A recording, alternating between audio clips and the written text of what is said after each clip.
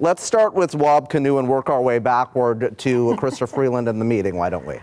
Okay, so Wab Kinew there, echoing what we've heard from other premiers and even before they had this meeting, which is, just because Donald Trump and his threat of tariffs, is making everyone talk about additional resources at the border or attacking the fentanyl problem or talking about defense spending, it's still a good idea to do all those things, even if it's just for us.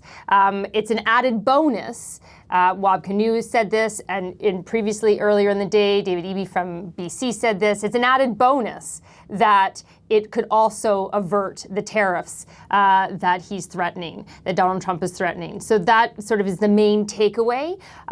We are hearing various,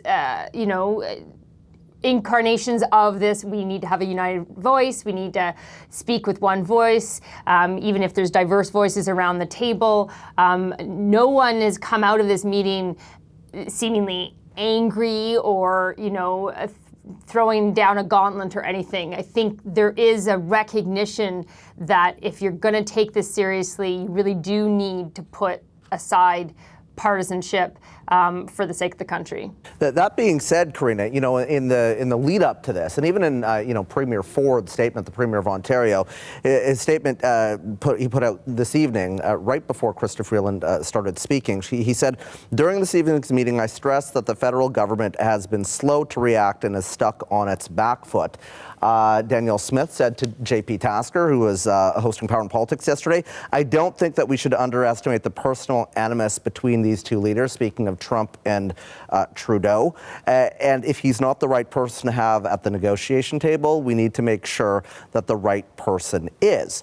So, I guess, how much of a unified front is there if you have all of this different messaging from multiple premiers, and then you have the deputy prime minister come out and say, no, we're all united?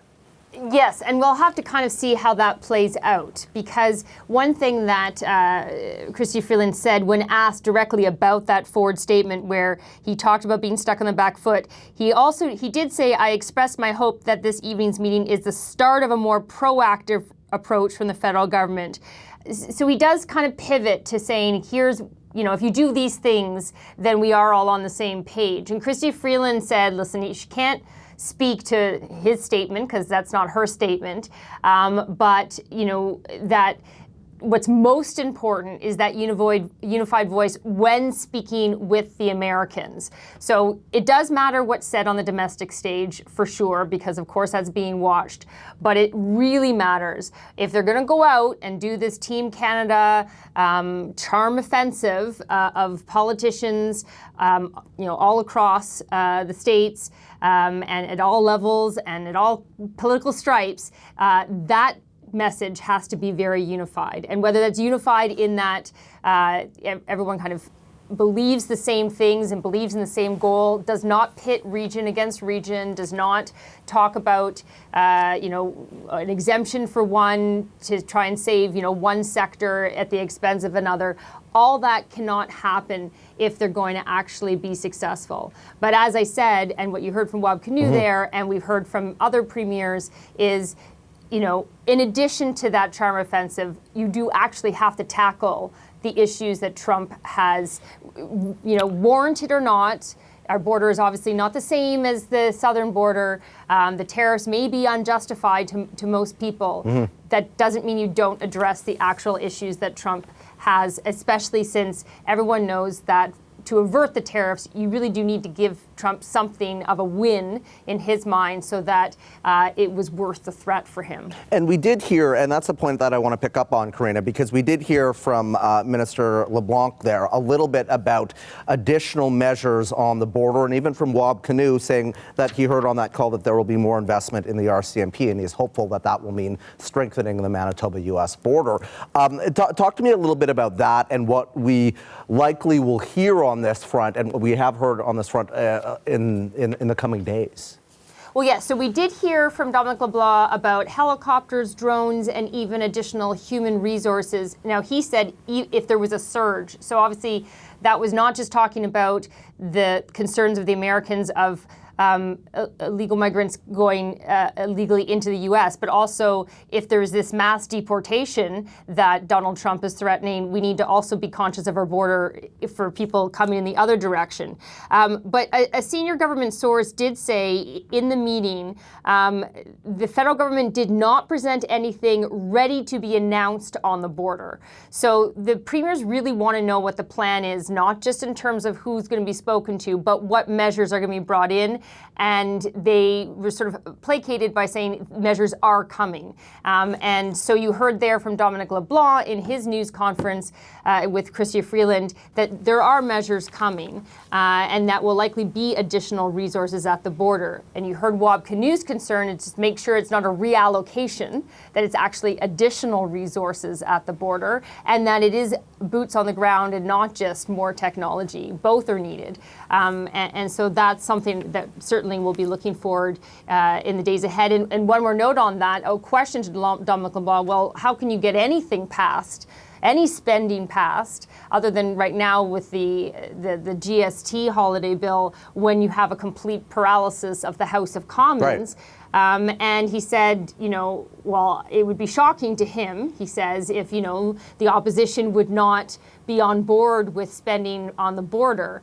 I don't think it's as simple as that because of all the shenanigans that have been going on in the House of Commons. But certainly that gives you a preview of the narrative that the government will certainly put forward if they want to bring forward that spending bill is, how dare you hold things up when this is something that is in the national interests of the whole country. How polite of you, Karina. Shenanigans. We will leave it there for now. I know that you've had a very busy day, and this will be a conversation that we will continue in the days ahead, but we appreciate your reporting tonight. The CBC's Karina Roman in our Parliamentary Bureau this evening for us. Right now, what Canada needs is for us to work together, that we need to be strong, we need to be smart, we need to be united. That is Deputy Prime Minister, that is, Chrystia Freeland, speaking about the meeting between the Prime Minister and the Premiers. The leaders met virtually to discuss Donald Trump's promise to slap tariffs on all Canadian goods. Freeland says the relationship will be a challenge, but emphasized how dependent both countries are on one another.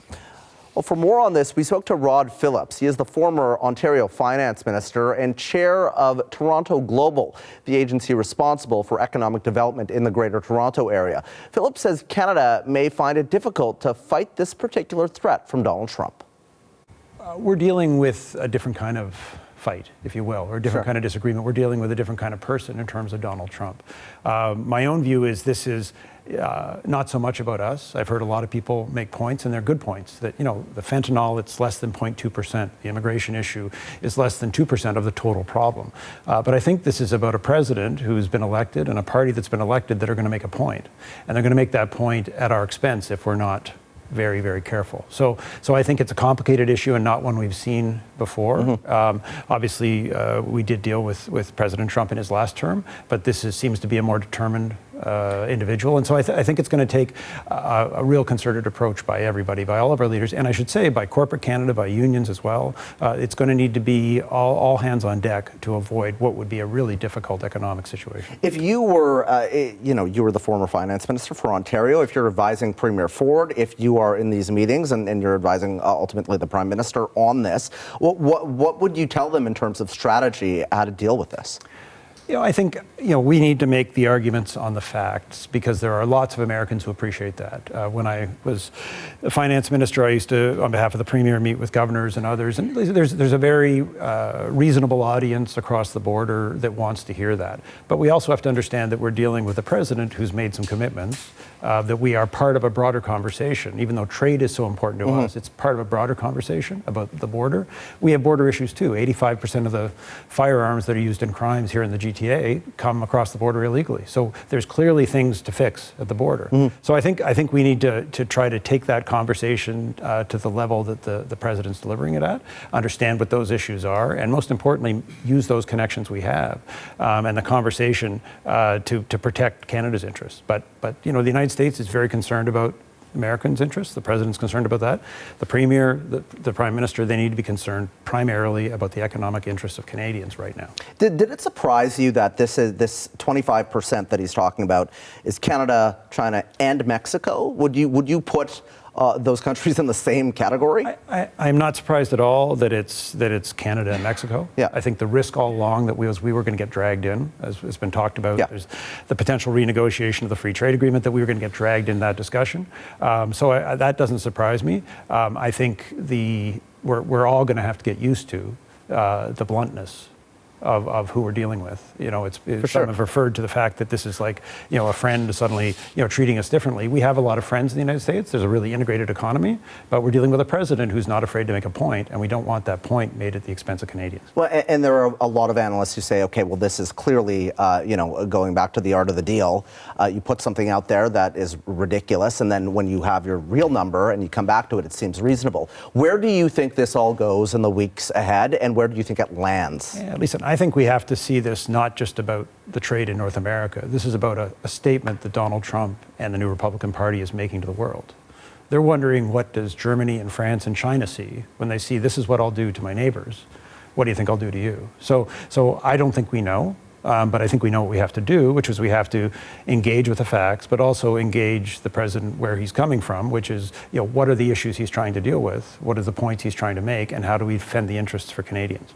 Okay. Rod, we'll leave it there. Thanks for joining us. Appreciate it. Good to see you. Rod Phillips, former Finance Minister of Ontario and Chair of Toronto Global.